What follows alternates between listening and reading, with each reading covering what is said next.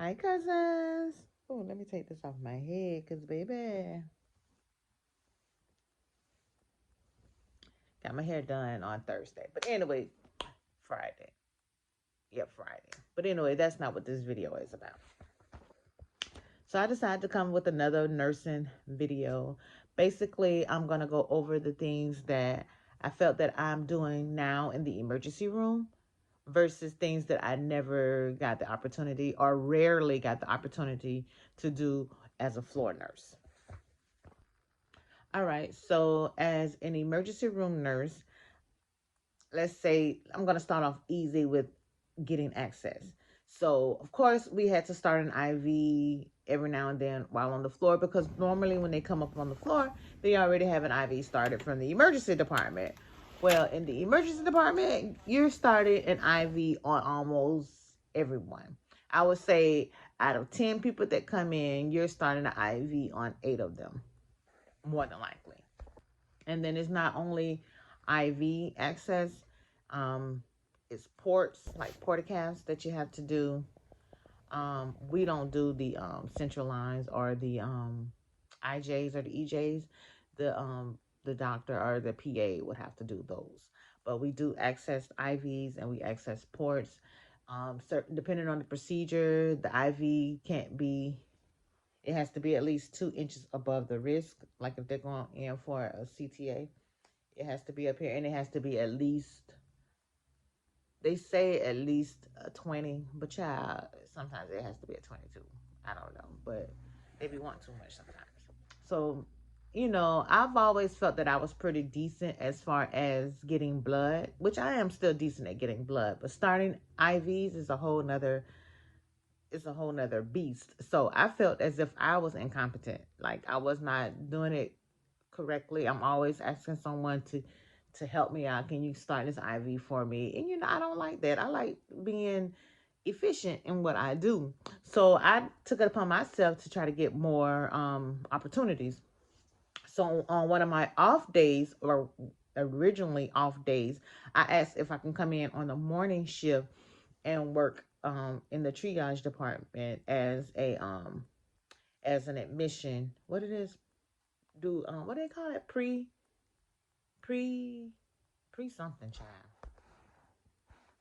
Basically, what it is when the people come in through the emergency department, they get triaged to see what's wrong with them initially, and then what level of care. Like, do they need to go in the back immediately? You know, are they coming in because they got a hangnail and they need to sit out here for a minute until we get the more sicker people in the back? Well, we also have some days where a doctor is called a mid-level. More than likely, it's a practitioner that sits in the emergency room in the triage area, not out there in the lobby, but in the triage area as well. And they will see the patient as well. And they will determine, hey, can we go ahead and do some things to go ahead and discharge this person from the emergency room, especially if we're really, really busy. Or do this person, they help with the triaging process.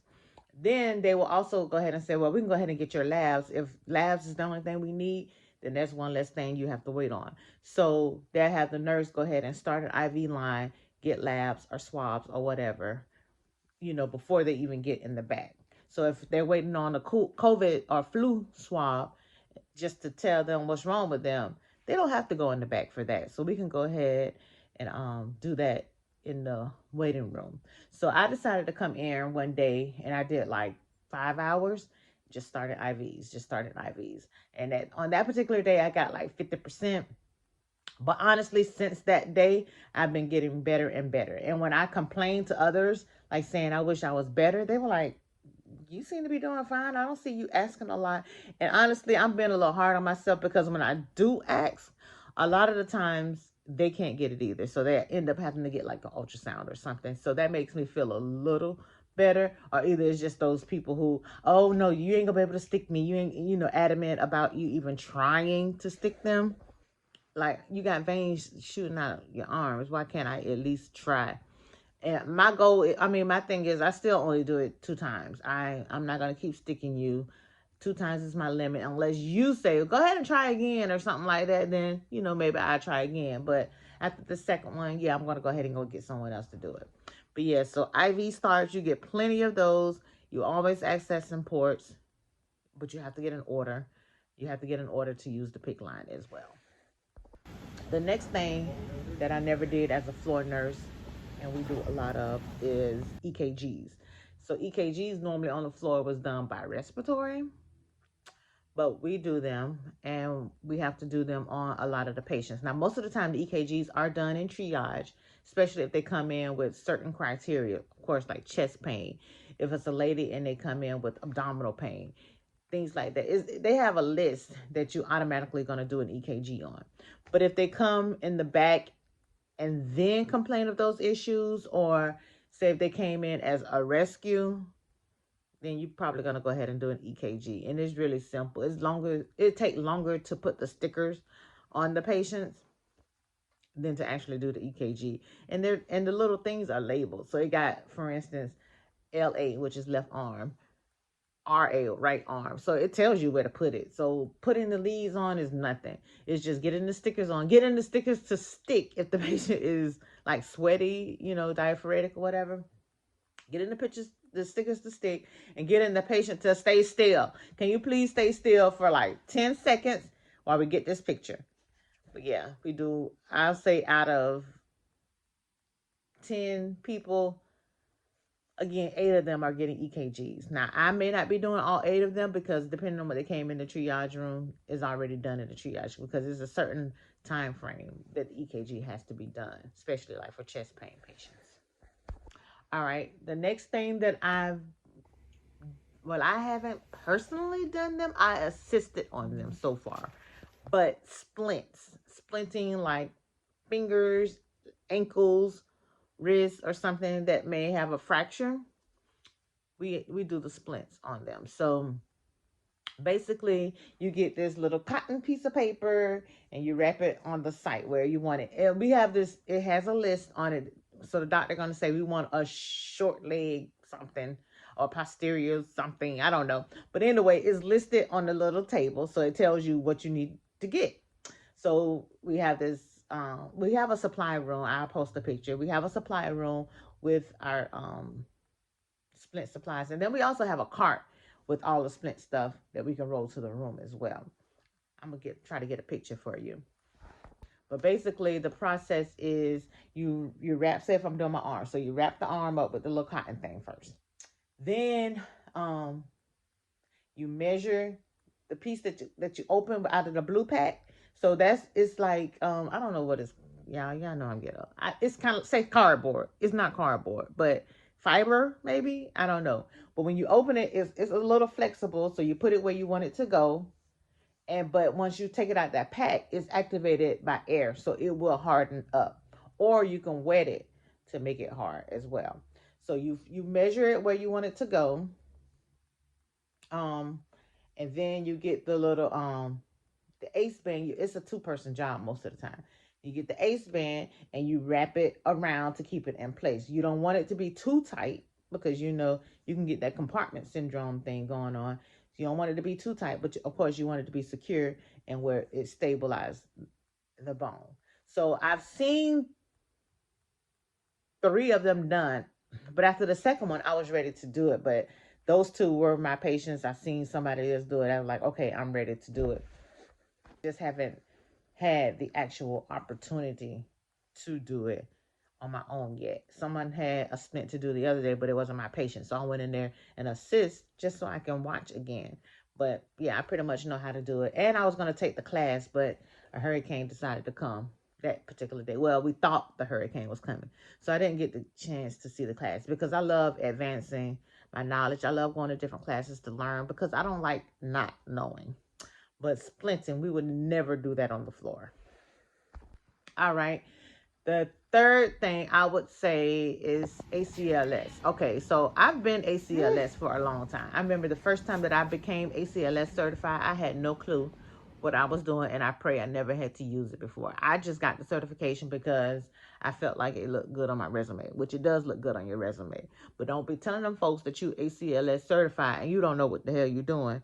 So, excuse my language. You don't know what you're doing, because you got to know what medications to push, if it's supposed to be pushed like slammed in, or how often you can push it. You got to know this stuff. So I mean, it's a good thing to have to put on your resume, but please know what you're doing. So we do have to be ACLS certified and PALS certified. So ACLS, if you don't know, is Advanced Cardiac Life Support, which is, better than, not better, but is more advanced than basic life support. Basic life support is just CPR. Advanced life support is with the medications. And then PALS is pediatric advanced life support. So I'm certified in both of those. And now I actually push medications, in emergent events. So if we have someone coming in and it's a cardiac arrest, okay, we're going to go ahead and push that cart. By the time they get in there, we're set up, and everybody kind of just go where you're needed. We don't have assigned roles, especially on night. I don't know how day shift roll, but at night we don't have assigned roles. So basically, we got a cardiac arrest coming in. If you're free or you don't have something emergency going in, you're going to go help that nurse with that cardiac arrest. You're not just going to be sitting at the desk looking. So you get the card in. Okay, we already know the primary nurse is probably, they're going to be in the room. We try not to have the primary nurse doing anything because the doctor's going to be throwing questions at them. Then you have a nurse that's going to be recording. Then you have the nurse that's going to be drawing up the meds, unless pharmacy is in there. Pharmacy draws up the meds too, but sometimes pharmacy is in there, especially at night. Okay, then you drawing up the meds, and then you go ahead and pass it to the nurse that's pushing the meds. You got somebody in there starting IVs. They may already come in route with an IV, but more than likely they're going to need another one. So you got someone in there doing IVs. Then you got the doctor in there, calling out orders or whatnot. But see, the thing is, you got to know what to pull. Sometimes, for instance, epi, they may have like 3 already pre-made vials of epi, but if you're still running that cold, you're going to run out of those. So you got the vials, so you got to know how much to draw up in the epi to make sure you're giving the correct amount. If you're recording, that's a part of ACLS. If you're recording, you got to know, like for instance, in 2 minutes you got to yell out post check, because they're waiting, they're depending on you. It's time for a post check. Or 3 minutes pass by, hey, it's time for another epi. Oh, it's been this long since you've given out, the epi. You got to know that type of stuff, and you learn that with ACLS. So that's why I said don't use that if you don't really know what you're doing. Of course, they're probably going to train you, and the more you do it, you're going to get more comfortable. Because I remember they was like, you're going to push the meds? I was like, They were like, what you going to do? I was like, I don't know. But eventually, I started pulling the meds or whatnot. I pushed the meds. You just got to jump in there. You just got to pull up your big girl panties and do what you're supposed to do. You know how to do it. You just got to do it. But on the floor, we will start the code, like we will start compressions or whatnot until everyone comes on the floor. The doctors and then rapid respond, pharmacy, they would come on the floor, and then they're the ones that actually push the meds and stuff. But we would have the cart in the room. We would have the patient on the pads. We will be doing compressions, but we won't ever push meds. But in the emergency room, we're pushing meds. Now, granted, we don't push the meds without the doctor telling us what to push. We don't just decide, oh, let me go ahead and give this bicarb. And no, we don't do that. But, we are able to push. There's certain meds we can't push. Propofol and all that stuff. I don't think we can push the sedative medication like sucks and the paralytics. I don't think we can push those types of stuff. I'm not 100% sure. I know I will be asking, can we push this? Because them doctors will tell you to push it. And some stuff we can't push. But they don't do it to get you in trouble. They're just trying to get the medication in. So you have to tell them, oh, I can't push that. You got to push that, doc. And they'll be like, oh, okay. And then they'll push it. So, of course, after ACLS drugs, a lot of the time, especially if we're able to get ROSC or the patient comes back or whatnot, you may have to put them on some type of drips. So, for instance, an epi-drip or Levophed or vasopressin are normally the ones that we will have them on drips, which we were able to start drips on the floor, on my floor. We were able to start certain drips, but we couldn't titrate. So on the floor, you would have to have an order saying to run at this certain amount. And if it needed to be changed, you have to get a whole nother order to change it. Where in the emergency room, of course, we can titrate it. It's already like preset. You can titrate it up or down to get within certain parameters. So that's something I wouldn't necessarily do on the floor. And most medications that I do titrate is like nitroglycerin when the blood pressure is just too high, too out of control, or when their pressure is low, they need support. So we have the vasopressin or the Levophed. Those are the ones that I typically deal with as far as drips.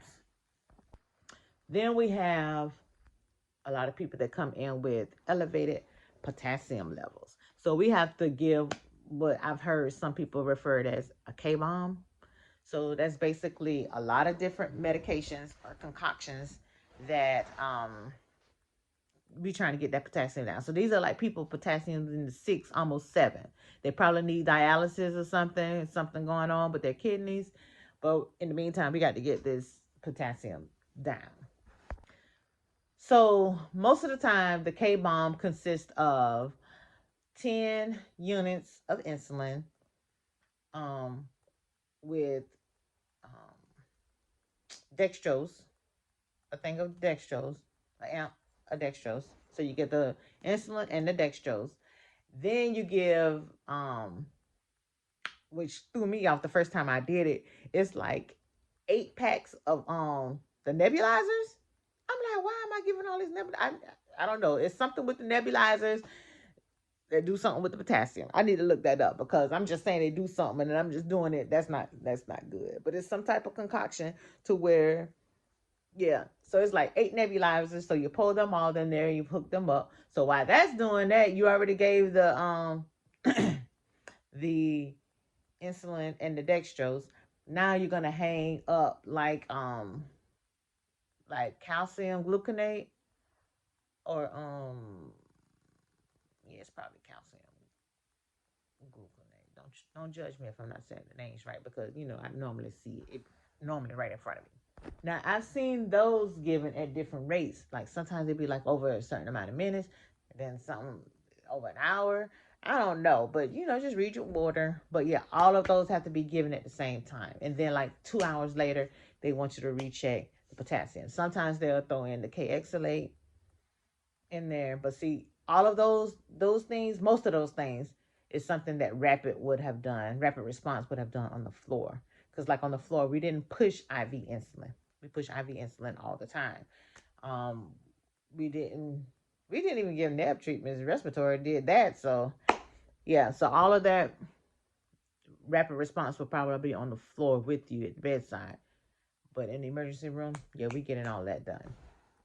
All right, insulin drips. Oh my God, I hate an insulin drip because it's so time confusing because you have to, okay, first of all, you got to do they have their little calculation on, if the blood sugar is this, you minus 60 and whatever that is, and then you're going to go ahead and treat it by that. You have to recheck the blood sugar within the next hour. That hour comes so quick when you have 2-3 other patients. So when you get an insulin drip, make sure you let your charge nurse know so they can try to make sure they get that patient up to the ICU. Because otherwise, you're going to be trying to go back and forth. Like I said, that hour will come like in 10 minutes. It's a whole nother hour already. And you got to recheck that insulin, adjust it. Then of course, you got to get somebody else to adjust it with you. So that's a whole nother task in its own, trying to get somebody to verify the insulin. But yeah, we never did insulin drips on the floor.